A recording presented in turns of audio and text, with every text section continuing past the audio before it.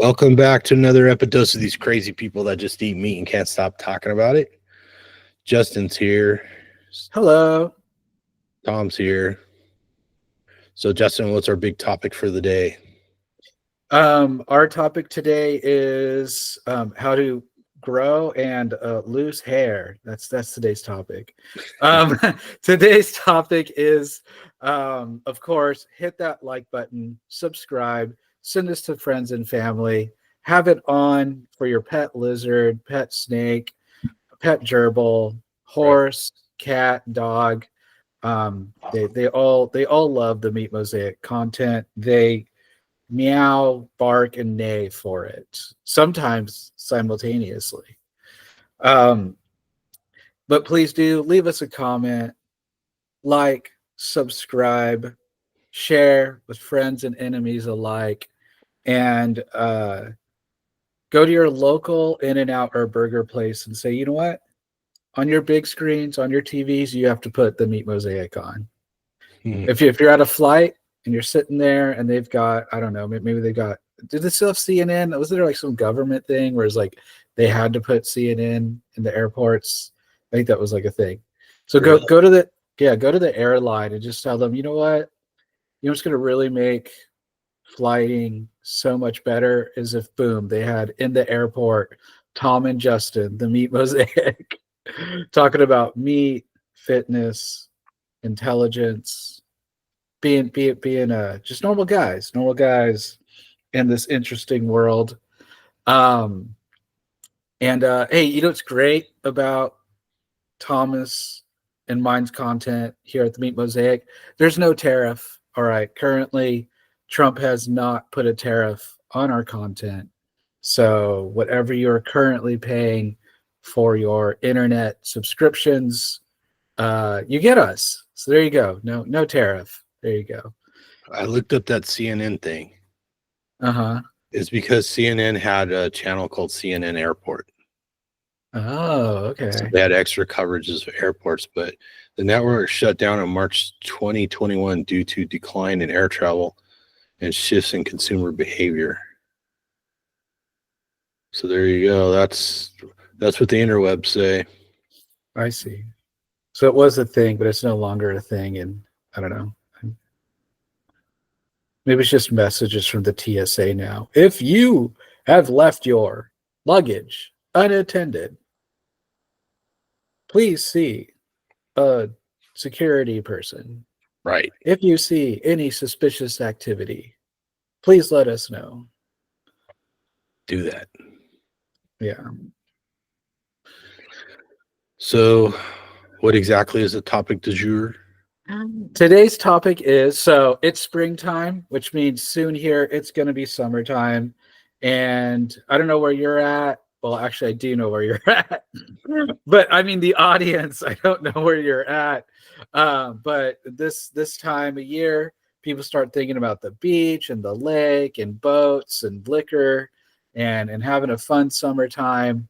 And so along with all that, those that are of mating age are typically thinking about, you know, how can I beautify? How can I peacock out there? How can I do it up, right? And so it's dieting season. It is, I mean, you know, it's always dieting season, but right now is like key dieting season. People are trying to get keyed in and all that. And the reason for that is there aren't like, I mean, we have the 4th of July. Well, here in America, we have 4th of July, obviously in July, but until then, there's not like a huge holiday. So even if you had your New Year's resolution on the 1st to lose weight, January 1st, a lot of people, you know, kind of tumble by Valentine's Day because either you went out with that new love or maybe your old love and you had some cake, you had some ice cream, you know, you had some candy, you had one of those Papa John's heart-shaped pizzas. Maybe you had one of those, you know, and so after that, you just, that existed. that it is a thing, yeah. At least they used to. There's a couple other companies that do a heart-shaped pizza, but Papa John's did used to do a heart-shaped pizza. And you know, maybe you fell off. So then you get through February. Now it's April, the beginning of April here. So it's like, it's spring, the sun is up. People generally want to be out more and start thinking about that summer. And so people are moving to their diet mode once again. And one that is quite popular because it's an old trick. It's an old dog out there in the health and fitness world. Dare I say, it is the oldest dog out there in the health and fitness world, the calorie restriction diet. That's right. The old mantra, eat less, move more. Seco, calories in, calories out. Right. And just for the record, I've said it a million times, and Justin's probably said it a million times. Calories are a very imperfect unit, but it's more or less the only one we got. So we still talk about it.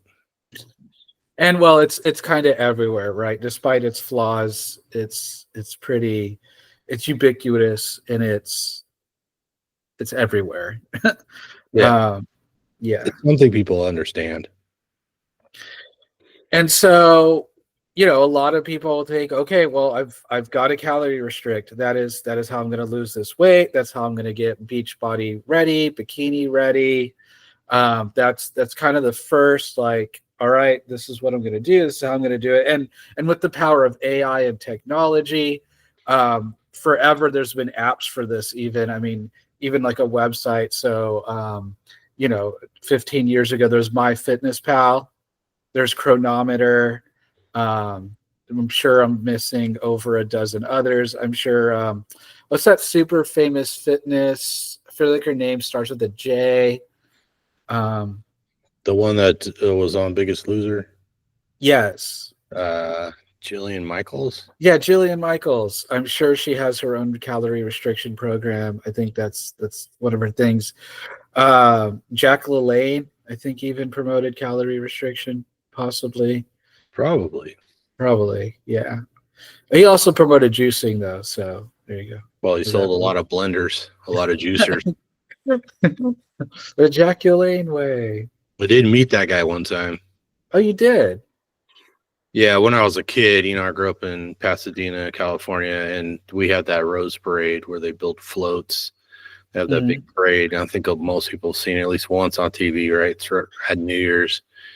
And so float building is a big deal in the area all around there. So when I was a kid, that was one of the things you did is you went and helped build floats for various reasons.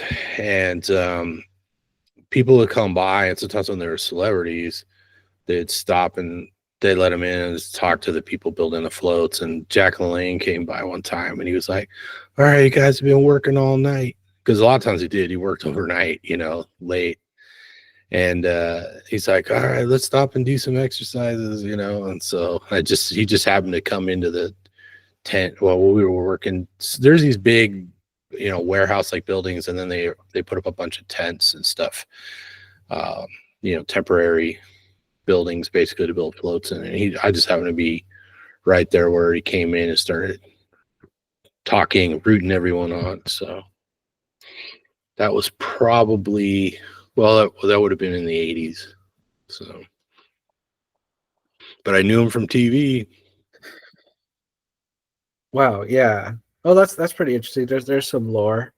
Now you've talked about, I think your mom was a big dieter, if I remember correctly. Did your mom dabble in some calorie restriction? Yeah, my mom tried all kinds of stuff, and back then, so my mom had a weight problem, and pretty much when she went on a diet, us kids went on a diet too. So kind of went through that. A lot of yo-yo dieting back then, just because nothing was sustainable really. So it was, join Weight Watchers, join Jenny Craig, join, I forget the other ones, but stuff like that where they had actual meetings and stuff you attended. And most of that was all low fat. And of course, as memory serves, they all got sued because these highly fat restricted diets wound up causing people all kinds of gallbladder problems and other problems. So they've kind of changed things up. There was another one. Was it? God, I can't remember the name of the other one that was really popular back then. So Jenny Craig, maybe.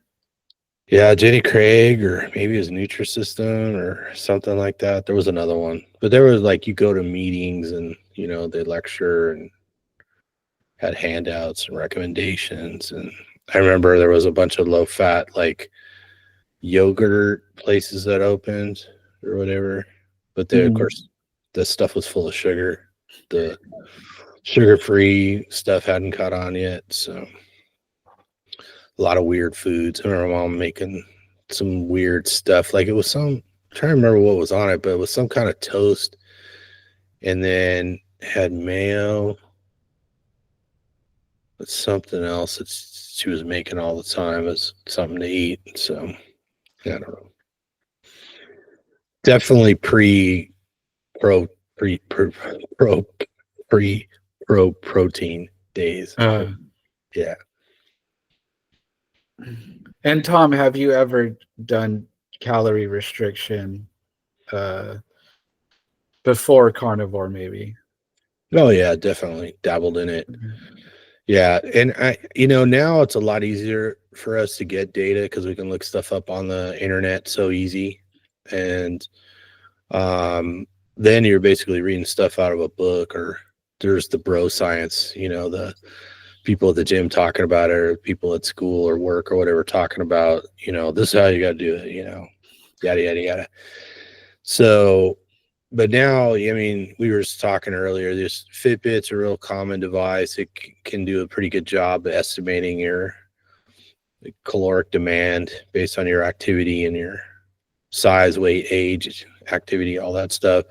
And of course, we were talking, I use the Garmin watch, which is pretty good, does all kinds of cool stuff to give you an idea of how much energy you're expending.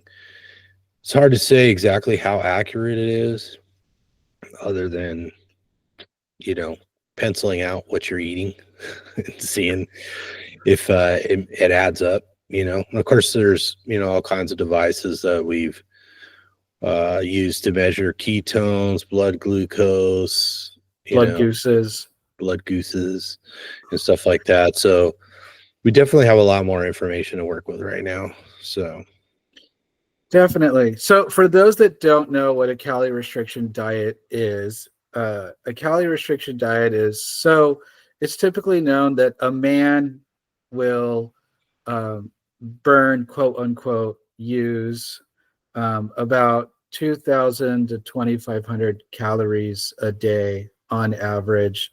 And it's a little less for women. It's something like 1,800 to 2,200 or something like that for the average woman is what we'll use. And then the theory behind, why you keep gaining weight is that you're eating above your quote unquote calorie threshold. So if you're a man and you're burning 2,200 calories a day and you're eating 2,800 calories a day, the nutrition expert or fitness coach will be like, oh, see, that's why you keep gaining weight, because you're 600 calories over what you're supposed to have a day. And then for a woman, same thing. And so the calorie restriction is, okay, well, if you're supposed to eat 2,200 calories, or you're burning 2,200 and you eat 2,200, then if you eat 2,200, you will simply just maintain, you will not gain, and you will not lose. So then they say, well, then how do you lose weight? The big question, right? The calorie restriction dieter or guru, whatever, would say, well, you've got to eat, roughly the estimate is 500 to 1,000 calories less than your maintenance point, like I said, of about 2,200 calories. So if your maintenance point is 2,200, then to lose weight, you'd want to subtract that by 500, which takes you to about 1,700 calories. And then if you really want to be losing some weight, then it would be more like at 1,200 calories a day. This is, of course, daily. And so people that calorie restrict, they are trying to eat and come up with meals to stay within, that 1,200, 1,800 calorie limit, which to watch someone actually do it. I've never actually done it. I've watched people in my family do it, currently having some coworkers doing it. They don't look like they're having a lot of fun. And it's a lot of, oh man, that was so many calories. Oh, well, I've already gone past it this way. I'll do better tomorrow. And it's very normal things that trip people up, a bag of chips, maybe 2 cookies, a beer, 2 beers, a mixed drink, just kind of normal average things that, go out, you have, a Big Mac, something like that is like 500 calories for just a Big Mac alone. With fries, you're adding on like another 1,000 calories. So like a meal at a fast food restaurant, and of course some meals at home, could be an entire day's worth of calories in a meal. And if they're eating, processed foods or,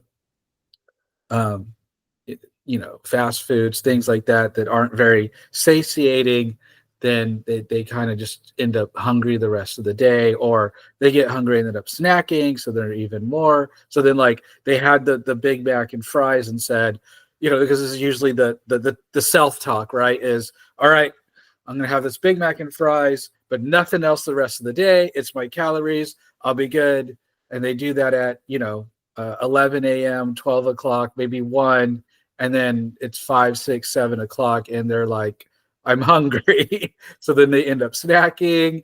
And then it's kind of, they end up in the cycle. And then they end up, eating quote unquote more calories than maybe they would have otherwise had they just eaten normally. So to me, I mean, there's so many reasons why I think it's wrong. It doesn't work. But I think it's a combination of it's too restrictive and eating the wrong foods, and it doesn't change the behavior, and it doesn't tackle the hormonal, emotional structure under what typically the reasons that people gain weight. Yeah, and incrementally, like I said, the information's gotten better if you look for it. But if you just start out with the idea that, an adult female is going to burn 1,500 to 1,800, and a male is going to burn 1,800 to 2,200 or whatever, then you're not really starting off in a solid place, right?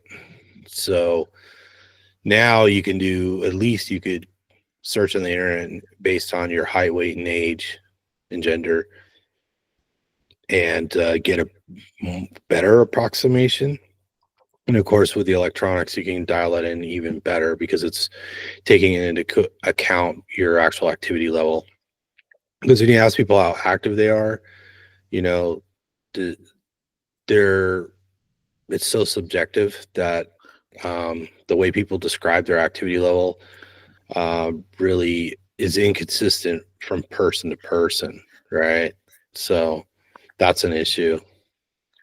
And then the whole problem with carbohydrates are primarily just a fuel, right?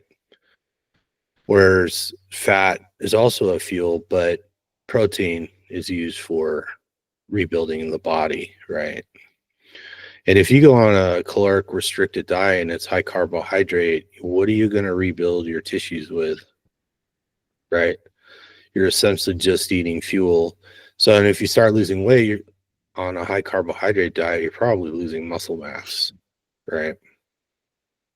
So, along with not having protein to sustain, much less add muscle, you also can potentially lose bone density because you're going to be in a deficit for things like, proteins like collagen, right? So I think what he said about what you eat is probably just as important, if not more important, right? Yeah, definitely. And so I'll read this out to the guests. I had a Leo AI, which is a AI built into Brave, the Brave browser. I had them build me a calorie deficit plan. I didn't put my age, so that's my bad. But I put that I'm a male, my height and weight. I told it I would like to lose 10 pounds in 6 months, which I think is reasonable. It says here a safe and sustainable rate of weight loss is 1 to 2 pounds per week, which translates to a calorie deficit of 500 to 1,000 calories a day. To lose weight, you'll need to consume fewer calories than you burn. Based on your height and weight, your daily calorie needs are approximately.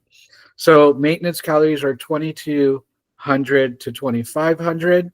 On my Fitbit, it says my average is 2,600. So it's right there in that ballpark. For me to be at a calorie deficit, would have to be between 800 to 2,200 calories. So 500 to 1,000 below maintenance. To lose 10 pounds in 6 months, aim for a daily caloric intake of 1,800 to 200 calories. This will create a calorie deficit of 500 to 700 calories per day, which it states is safe and sustainable rate of weight loss. I'm going to give me a macro breakdown, which is kind of cool. So protein said I should have 1.2 to 2.2 grams per kilogram of body weight. Oh. Sorry, my Bluetooth went out on me. Oh. Now I hear me. Oh, no, I don't hear me. Can you hear me? I can hear you. Okay, we're back. It says my carbohydrate should be 2 to 3 grams per kilogram of body weight, and fat 0.5 to 1 gram per kilogram of body weight. So obviously AI's dipped into the low fat, medium carbohydrate, high protein literature, right?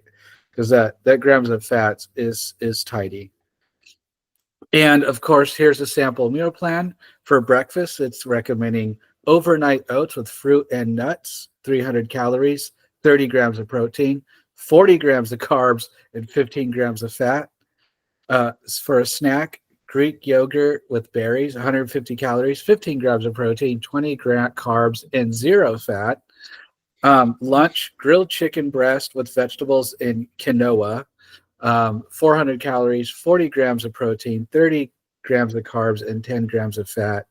Snack, apple slices with almond butter, 150 calories, 4 grams of protein, 20 grams of carbs, and 8 grams of fat.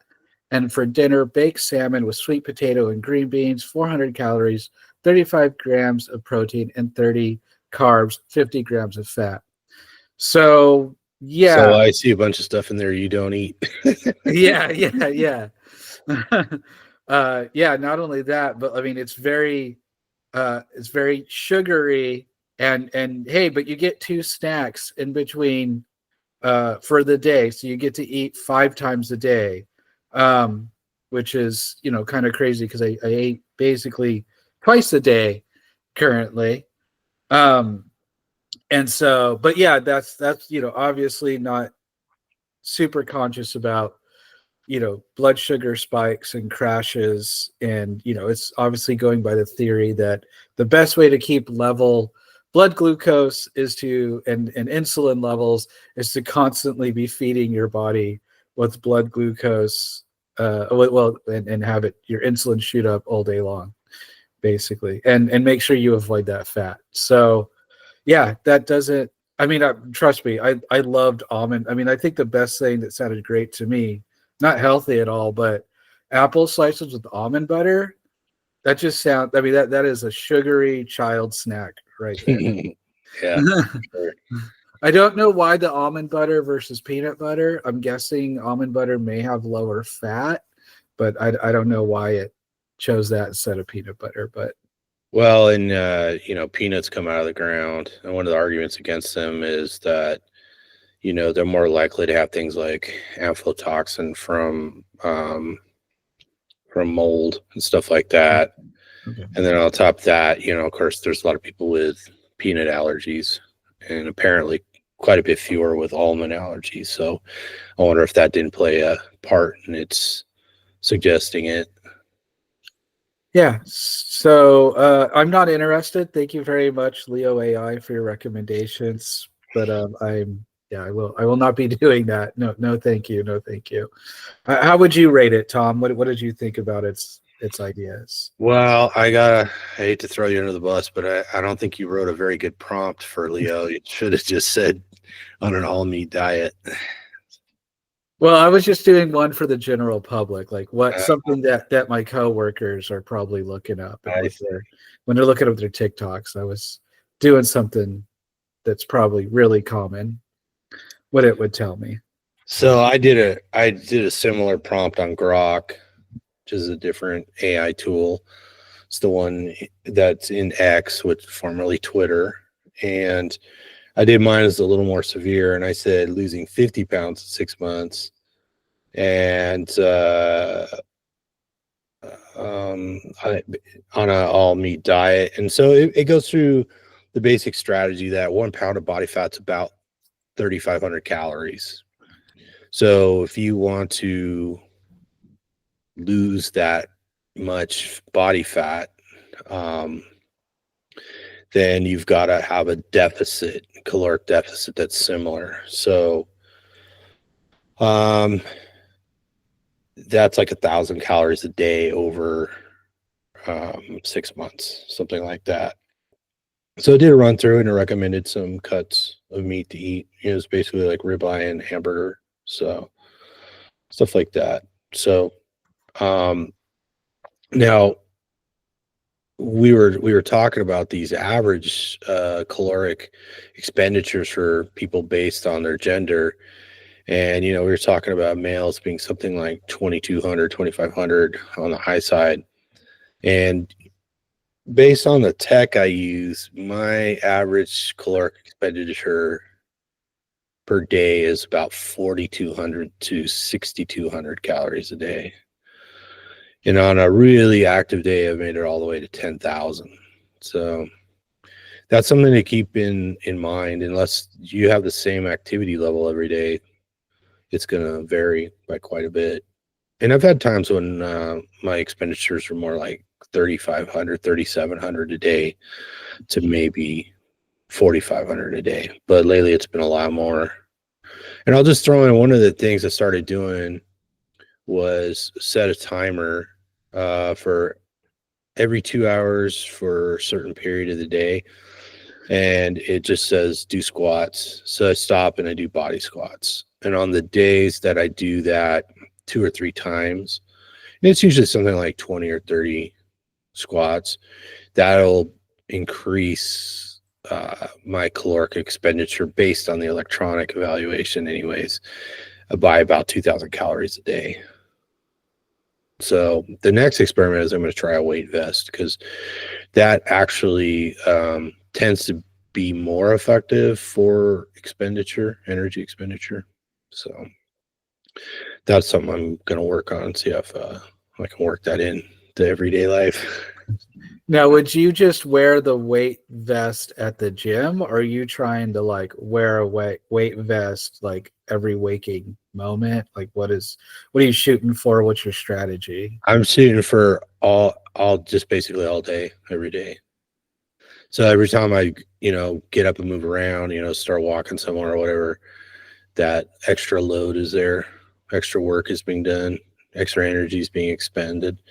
And of course, one of the things, there's a bit of a scale here that needs to be adjusted, because if you're ambitious, and you're losing 50 pounds, you are expending considerably less energy after you lost the first 10 pounds than you were when you hadn't lost any. And so you can imagine by the time you get down to 40 pounds, you have to either increase your deficit more or expend more energy some other way.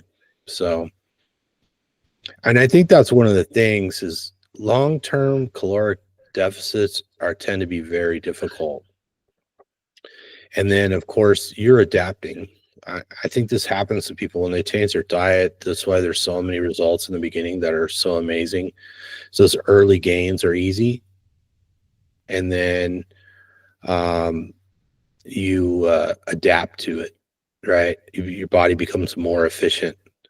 And so, if it's just simply the matter of reducing body fat, you might have to increase the deficit. And of course, as you lose mass, you're just doing less work to move around. So I think that throws people off on top of the difficulty. And of course, what you said about those recommendations of trying to do a relatively high carbohydrate diet and a long-term caloric deficit. Of course, the greater the deficit, the more difficult it is to sustain, And we'll go back to that TV show. I don't know if we should even mention it, but they would put people on there and they change their diet and they work them out really hard every day. And then when the show's over, those people go back to regular life and they just can't sustain it. Right. Right. So the real trick is to come up with strategies that you can sustain until you've achieved your goals. And then you kind of have to new set goals to maintain when you get to your goals.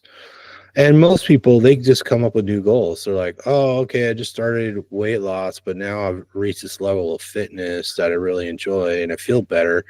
So I want to increase that now. So you wind up with resetting your goals, and now you're a much more healthy, efficient organism. So there's going to be adaptation that has to be accounted for. And I look at it like all of this is adaptation, right? If you start lifting weights and you're getting stronger, that's adaptation.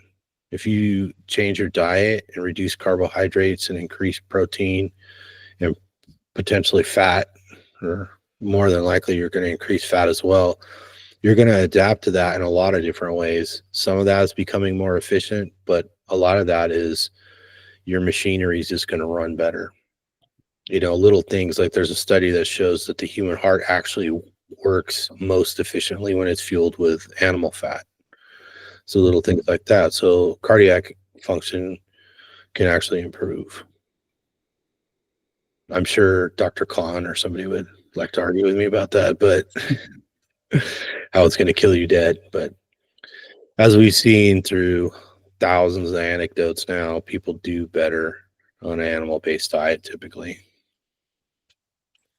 Yeah. Now, of course, counterpoint, and I think both of us are in the camp, although you may not be.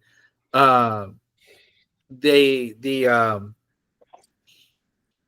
carnivore, calories don't matter, or at least initially, don't be so focused on calories. I mean, I think I'm a bit more extreme, and I would say calories don't matter on a carnivore diet. If you're trying to weight loss, I think it could be useful if you're trying to bodybuild or do something very specific. Now, do I mean that in an absolute literal sense? No, I just, so me and Tom, of course, follow Sean Baker on social media. If you search Sean Baker on the Meat Mosaic channel, you will see 2-3 interviews with him. I'm trying to think of how many times you had him on. Yeah, it was a long time ago. Yeah, a while ago. You're probably like 5 years ago. So. There was a picture of him eating a 60-ounce tomahawk that looked amazing, by the way. I'd have to look up real quick how many calories a 60-ounce tomahawk would be. You think you could pull that up? I'll try to pull that up real quick. Yeah, and of course we don't know what, it was probably a ribeye, but we don't know what grade, if it was so we'll say 60-ounce choice ribeye. All right, let's see what it comes up with. Nutrition. Now, Sean's a tall dude. He's got to be 6'5". Yeah. Because that dude, I mean, I've tried to catch up with him on everything from rowing to deadlifting, and he continues to outpace me. And I'm gonna guess he's 4 years older than I am, but he's been an athlete for a long time. Right. So it says here that the 60-ounce ribeye would be about 3,187 calories. So it sounds like he would probably be in a caloric deficit if that's all that he ate, with as hard as he works out every day. How many calories did you get? 3,187. They got 60-ounce. Well, that might be is that prime? I don't know. I swear I wrote choice into it. I only got 2,100, which doesn't sound right. It sounds too low. Well, it's saying here a typical 16-ounce ribeye can range from 700 to 1,000 calories. And it said that would be 3.75 pounds. And it counted it as 850 calories per pound. Yeah, mine doesn't actually show the calculations. So, but anyway, suffice to say, a hell of a meal, but not enough for that guy for all day. Yeah, which is pretty interesting, right? And that's another thing about the calorie thing. If you told a calorie restriction person that you ate 60 ounces of ribeye, they'd probably think you ate like 8,000 calories or something. You know what I mean? It's just it's just kind of interesting how it all, just the subjective view and how much that plays into it, and I think just in general, people are probably, without the technology, without paying a lot of attention, are overestimating or underestimating. But that's why we have to use the technology. So maybe Sean needs to eat 2 60-ounce ribeyes a day. Probably. Yeah, and let's mention that too. Like, if you take a lean piece of steak, it's only about 25% protein. And while protein has a caloric value, you generally don't convert most protein into energy, so calories are kind of irrelevant, right? Right. That's where things go askew. I am not in the camp that calories don't matter, but I think they do matter when you're not meeting your goals. So that's where you go to when things aren't working out, because we know a lot of people, they just start eating carnivore, they go meat based, and they hit their goals. It's usually getting leaner, but it's oftentimes it's getting stronger, and of course feeling better, better quality of life, which is probably the most important goal. But that's not necessarily everybody's result. And so just start eating meat to satiety works most of the time, but not all the time. So, and then we could throw in the special goals, like, let's say you want to get a lot stronger, or you want to get it really lean or whatever, then you have to start tinkering with it. And that's when measuring things makes a difference, right? Yeah, definitely. Doing that fine tuning. So just for comparison, it's actually not as bad as I thought it would be. I did what is 60 ounces of milk, how many calories that would be, and that's 1,275 calories. I actually expected it to be more, because I was going to say, there's kind of a saying in maybe, I don't know if it's the carnivore world specifically, but maybe more the keto world of, don't drink your calories. In the non-keto carnivore world, that's talking about your sodas, your Cokes, your beers, right? But I think in the carnivore world, we're talking about milk and our cheeses and our dairy. And so that is something that 60 ounces of milk is a lot of freaking milk. Although we do know a certain individual that once drank 2 gallons in a day. So Well, it's not completely unheard of. Didn't Kevin Smith, the actor, wasn't he had a heart attack, and I saw an interview, and he was drinking like 2 gallons of milk a day or something like that. Yeah, something like that. Yeah. So the whole don't drink your calories could be something to watch out for. Typically, if people are stalled on quote unquote carnivore and they're still eating dairy, it's kind of one of the go-to tips is cut the dairy, see what happens. Because you would feel a lot less full though drinking 60 ounces of milk, at least like on a time frame, versus eating the 60 ounces of steak.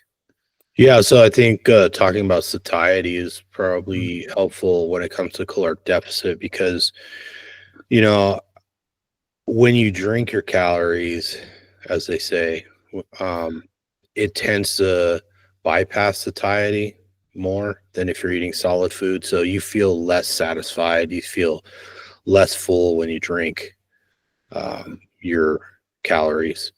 And then another thing I've seen mentioned is that, when the argument against like carnivore is that, well, yeah, you get more insulin when you eat carbohydrates, but insulin um, sends a satiety signal. And that's true to some extent, but it's not near as strong a signal as eating animal fat or animal protein, because animal fat tends to satisfy very quickly and very obviously, and protein to a lesser extent, but still more than what you get from just insulin spike. So, because as we know, you could eat thousands of calories of potato chips or corn chips and want to eat more. Definitely. We've all been there. I mean, well, the easiest example of that is in the movie theater, watching that movie. If you got whatever size popcorn you order, that is how much popcorn you are going to eat. So if you order the small, you'll eat the small. If you order the bucket, you'll eat the bucket. Yeah, popcorn is one of those great empty calorie sort of situations where there's not much nutrition that you can get out of it.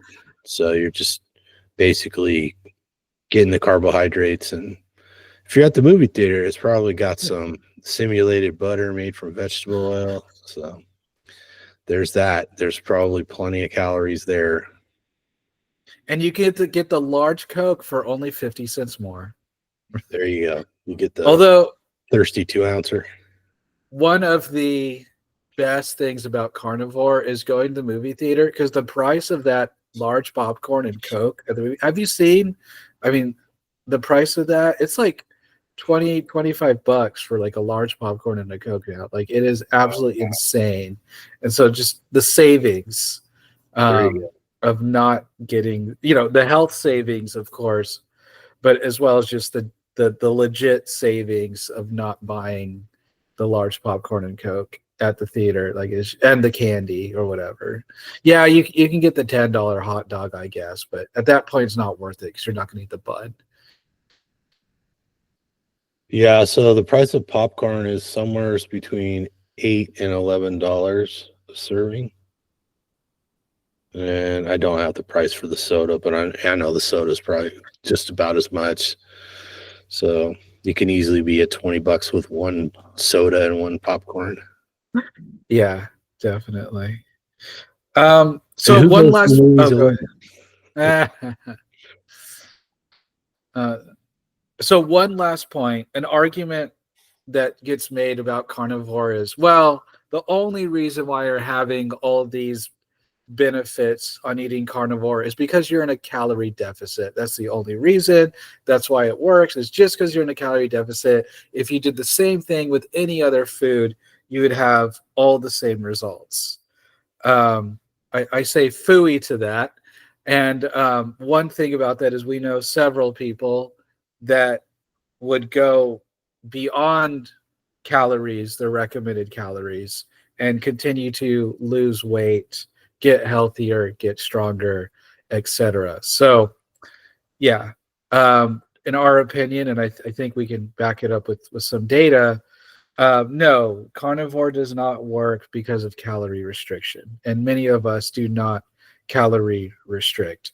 I know I don't. Yeah, most people don't. Excuse me.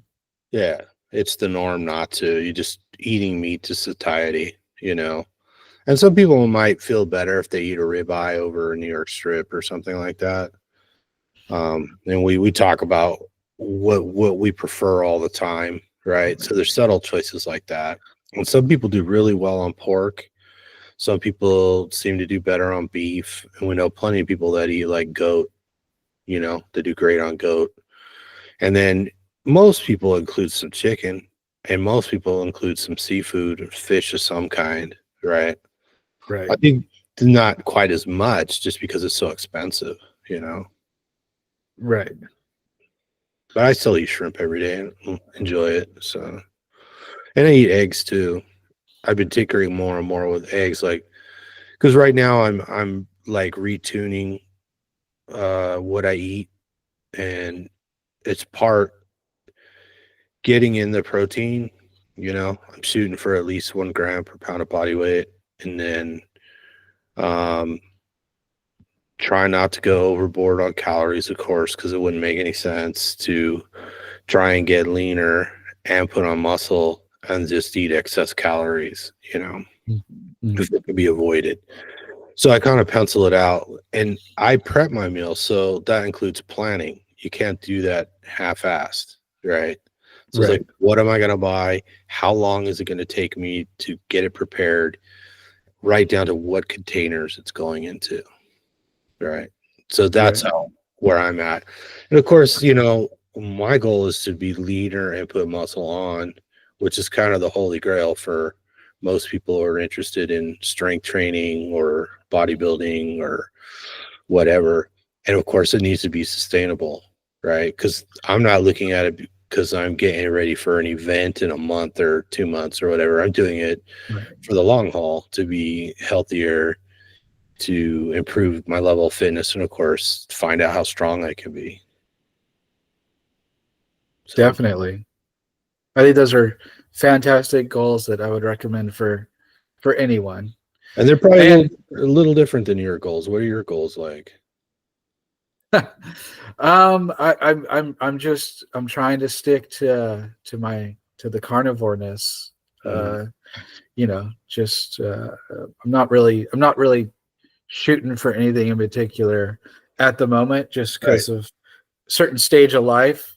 I'm not trying to get people in your household that are not carnivore, right? Right. Yeah. And I'm studying for a very important exam. I work. I've got a 19-month-old kid, so I got a lot going on day to day. But I do hope to work some of that fitness back in, because I do really like it. Not trying to get a beach body. I don't think that's necessarily Tom's goal is either, but Tom does have beach calves. I think next video you've got to put your calves on the screen. There you go. And so, I wish I could get this message across to my coworkers. They know what I do. They could just ask. I've talked to them about it. I think it's just, people just kind of go with what's familiar. And I think it's just going to take one of those things that when they hear it from 3 or 4 other people in their circle and see some other people get some results, then maybe they'll change their ways. But I wish my coworkers the best in their calorie restriction with their overnight oats and light beer, to the best of their ability. And when they're ready, I don't mind having the conversation. And I think that's many of us carnivores find ourselves in the same spot. And that's a hard thing to tell yourself, is that, when the student is ready, the teacher will appear. Yeah, I mean, that's kind of the thing, is we put the information out there for people who are already looking for it. We're not trying to convert people who aren't interested. So that's what it's about. And diets have always been around, but the popularity of the carnivore diet, which is definitely not new, is grown exponentially since I was introduced to it in 2016 or so. That's when I learned about it. So Yeah, it's grown quite a bit, and you see people have success on it all the time. And the success is so easy for some people. They're like, why would you want to coach? Why are there carnivore coaches? I don't even understand why they exist. It's so easy. You just switch to eating meat. You eat meat till you're full, and then when you get hungry again, you eat meat again. Then what else is there? You know? So for some people, it's that easy. So most people probably. And other people, they've got some emotional, they've got, habit, they've got life circumstances, they've got, worried about medical or their doctor, or other influences that make it more difficult. And some people need like an accountability partner, and some people need a person like Tom that can sit there and walk them through that process of, okay, what are you eating, what are your goals, what can you cook, what can you afford, what containers you got in your kitchen, what at what time is your lunch break, do you have time to go out for a 10-minute walk, can you set a timer to go and do squats during your lunch. I don't, they can really get in that minutia of a person's day-to-day existence, and some people need it broken down that way with them because they've just got a unique life. Everyone's life is unique, but there's people that aren't working 9 to 5s. There's people that work third shift. My schedule's pretty wonky because of the work that I do. It's atypical for sure. Plus I'm trying to study for an exam, right? So what that's going to look like to me, and how many hours can you meal prep, and I'm sure we'll do an episode soon on just pure meal prepping, what that looks like, what do we do, what have we done in the past, what are we doing differently, because that changes. Sure. As much as we love hamburger and ground beef, I think all of us, we could go about 6 months, 9 months straight of just ground beef, but after that does get a bit old. Even us, you try and you just learn to get more efficient, and try something else, or cooking for other people in the household, and in relationships and things like that. But I think with any diet, calorie restrictive, if you want to go that route, I think there's no way to be successful without meal prepping. It just, you're gonna get hungry, and the typical restaurant. Anyway, go ahead. It definitely is better when you learn to do it. I mean, you can wing it just by going and getting hamburger patties at the restaurant or whatever. If you can go sit down and have a steak at a restaurant, or people Instacart food, Uber Eats food all the time now. So there are, at least here, there's plenty of places that would be happy to sell you burger patties and cheese. And there's places that'll make scrambled eggs for you, or they might have all beef chili, or, roasted chicken, and, all the other stuff. But once you learn a meal prep, it tends to be a lot less expensive than buying food at restaurants. Right. Right. And, it's certainly more organized. I mean, you have to be organized to do it, right? Yeah, definitely. All right. Well, I think that wraps up calorie restriction. Is there anything else you wanted to say on calorie restriction? No, I think a lot of people just don't really understand the basics. Like you said, that, a lot of the questions I get is people don't understand the basics of just fat, protein, and carbohydrate, they have no idea how many calories are stored in a pound of fat, and 3,500 calories is the rule of thumb. And of course, most people, when they talk about a diet, they say they want to lose weight. They really mean they want to get leaner. And, it's always helpful to suggest that they do their best to preserve and or add muscle, because you tend to live longer and be healthier if you're not losing muscle. Right. Right. So a lot of people don't understand that when they look at a piece of meat, let's say, you're looking at red meat in a steak, only 25% of that red meat is actually protein. You don't buy a 1 pound steak and eat 1 pound of protein. There's a lot of water in there. There's fat in there. So a lot of people just aren't aware of that, and it's explaining it to them. And then really just saying, I want to lose weight, is kind of a vague goal, because maybe you don't care if you lose muscle, and maybe you're not anticipating that you're going to get your body's going to get more efficient. Maybe you don't realize that this is really about adaptation, and you're pulling the levers of adaptation to meet goals, right? And so that's the kind of thing you got to explain to people. And then some is just simple. Like if you want to know what's in that food and it doesn't have a label, like it's steak, you don't know how many calories, how much protein, how much fat or whatever is in there. You just look it up. Right. And that's a big part of it, is just helping people develop the habit of looking stuff up so that they understand it, maybe take some notes. And of course, a lot of the people I met in the beginning, and most of the people that have questions now, they came to this because they had chronic health issues and nothing else worked, and now a lot of times they'll try it, they'll make some progress, and then they'll fall off the wagon, and then they're beating themselves up. And it's like, look, there's nothing wrong with falling off the wagon. Most people do it, a lot of people do it more than once.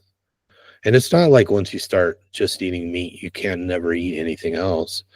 It's just, you got to be cognizant of what is going to have the big negative impact on you, right?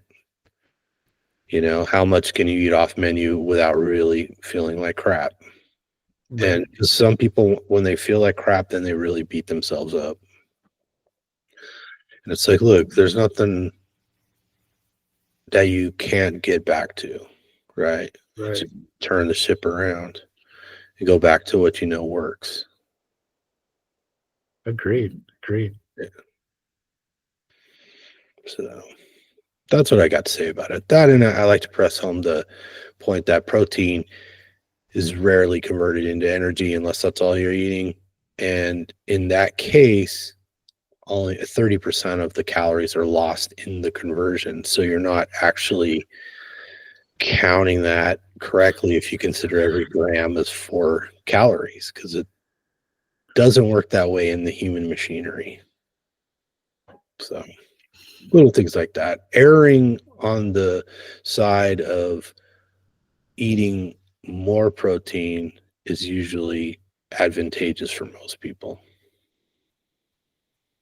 Meat sweats daily. Just kidding. Why not have the meat sweats daily? I mean, if you do get the meat sweats, then you are converting protein to energy, and that sweat, that heat you feel, is the loss of some of those calories in the protein to heat.